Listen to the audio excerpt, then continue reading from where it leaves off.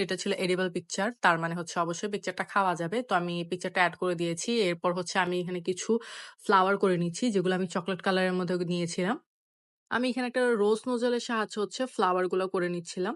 আপনারা চাইলে এখানে এই কেকটাকে অন্যান্য ভাবেও কিন্তু করতে পারেন। আমি যেহেতু আপু আমাকে বলেছে নুড কালারের মধ্যে করতে, যার কারণে আমি কালারটা রোজের এটাই রেখেছি।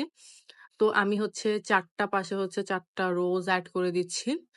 আর এটা আমি ছোট সাইজের রোজ নোজেল দিয়েই করেছি। অনেকে আমাকে আস্ক করেন যে রোজটা আমি কোন নোজেলটা দিয়ে করি। আমি হচ্ছে রোজটা ছোট সাইজের রোজ নোজেলটা থাকে ওটা দিয়ে করে থাকি। এরপর 2D নোজেল দিয়ে হচ্ছে আমি আরো কিছু ফ্লাওয়ার এড করে দিচ্ছি। আর লাস্টে আমি একটা ছোট স্টার নোজেল দিয়ে আরো কিছু ডিজাইন এড করে দিচ্ছিলাম।